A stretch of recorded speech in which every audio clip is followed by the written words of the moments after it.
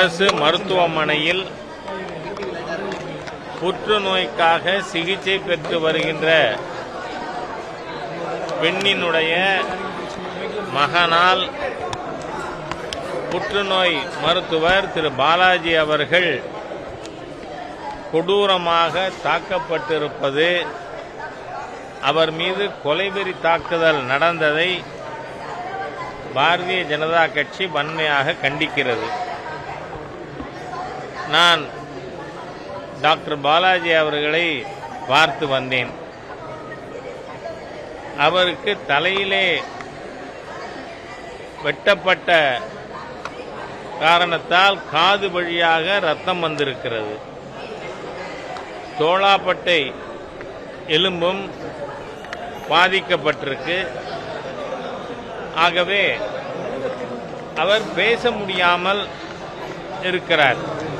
பேசுவதற்கு தாடையில் இருக்கின்ற வெட்டு தடையாக இருக்கு.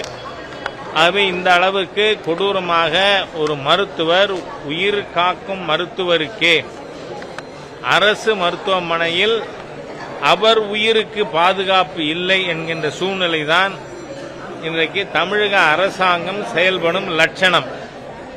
நான் கூட நினைச்சேன், ஒரு துணை முதல்வரை போட்டிருக்காங்க, அட்மினிஸ்ட்ரேஷன் இம்ப்ரூவ் ஆகும்னு. அது ஒன்றும் பிரயோஜனம் இல்லை. Is only deadwood. நிர்வாகம் மேலும் சீர்கெட்டு தான் போய்கொண்டு இருக்கு அப்படிங்கிறது இதில் தெரியுது. மருத்துவர்களுக்கு தகுந்த பாதுகாப்பு எல்லா அரசு மருத்துவமனைகளிலும் தரப்பட வேண்டும். அதோடு இந்த திராவிடியன் ஸ்டாக் நான் 2 நாள் முன்னாடி பத்திரிகையிலே வாசித்தேன். திருவாரூர்ல ஒரு டாக்டர் காரை பார்க் பண்ண போறார். அந்த இடம் யாருக்கு நேச்சுரலா யாருக்கு கொடுப்பாங்க? திமுக காரனுக்கு. அந்த திமுக காரர்கள் அந்த டாக்டரை அட்டாக் பண்ணியிருக்காங்க. அதாவது ஸ்டாலின் அவர்கள் ஆட்சிக்கு வந்ததிலிருந்து அது பரோட்டா கடைன்னாலும் திமுக காரன் போய் பரோட்டா திம்பான், காசு கொடுக்க மாட்டான், கேட்டா அடிப்பான். அதே மாதிரியா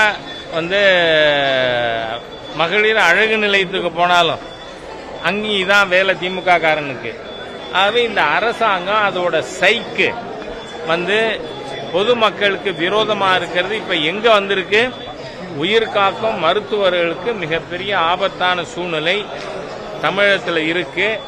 இந்த ஊடகங்களின் மூலமாக ஏதோ அவர்களுடைய ட்ரீட்மெண்ட் சரியில்லைன்னெல்லாம் புது நேரேட்டிவ் செட் பண்ண திராவிட முன்னேற்ற கழகம், இன்ஸ்பயர்டு மீடியா முயற்சி செய்யுது.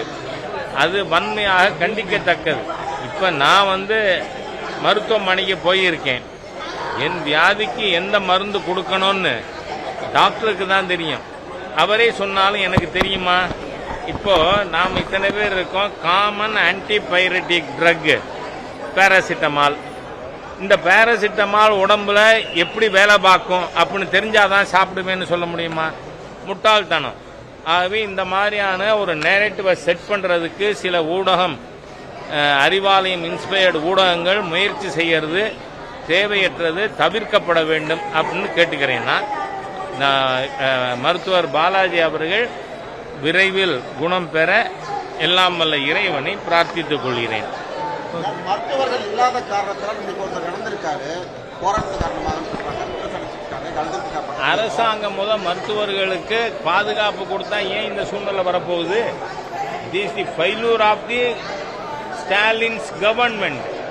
ஒரு துணை முதல்வர் போட்டிருக்கீங்க, எதுக்கு? சும்மா விளையாடுறதுக்கா? என்ன பண்றாரு இந்த அரசாங்கம்? என்ன பண்ணி கொண்டு இருக்கு?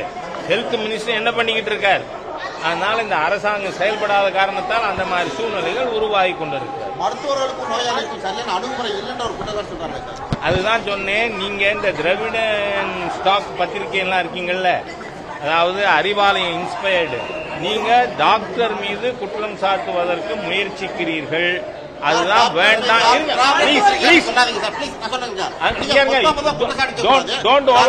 அணுகுமுறை இல்லை அப்படின்றத கேட்கிறோம்.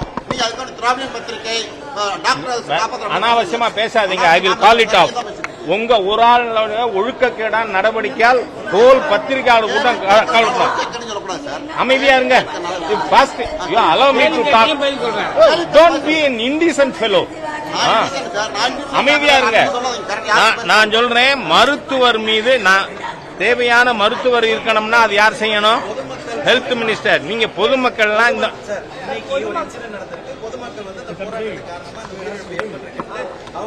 ஐயோ நான் இல்ல அதுக்கு தான் நான் சொல்லிட்டேனே. இந்த டாக்டர் தாக்கப்படும் சம்பவம் நடைபெறாமல் இருந்திருக்குமானால் இந்த போராட்டம் நடந்திருக்காது. இந்த துர்பாக்கியமான சம்பவம் நடந்திருக்காது.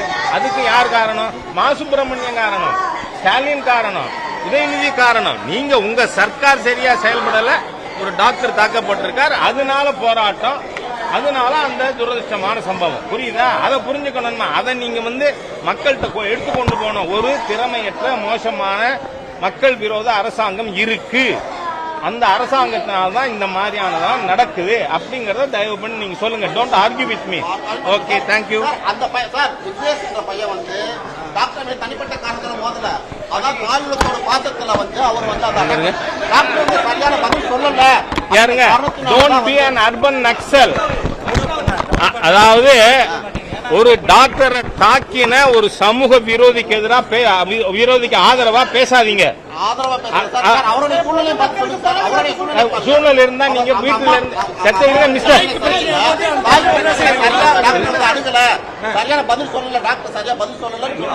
பாருங்க, ஆஞ்சன், don't become an urban Naxal and support a criminal. ஏன்னா வீட்டில இருந்தே டாக்டரை கொலை செய்யணும்னு வீட்டில இருந்தே கத்தி எடுத்து வந்திருக்கிற நபருக்கு நீங்க எல்லாம் ஆதரவா இருப்பீங்களா? உங்களை எக்ஸ்போஸ் பண்ணிக்கிறீங்க. நீங்க அதுக்காக அருவாள் எடுத்து வெட்டுவாரா? இல்ல, அதுக்கு அருவாள் எடுத்து வெட்டுவாரா? அதை நியாயப்படுத்துவீங்களா? இது நீங்க ஊடகம் பொறுப்போட செயல்படுறீங்களா? அவ்வளவுதான். ரைட்.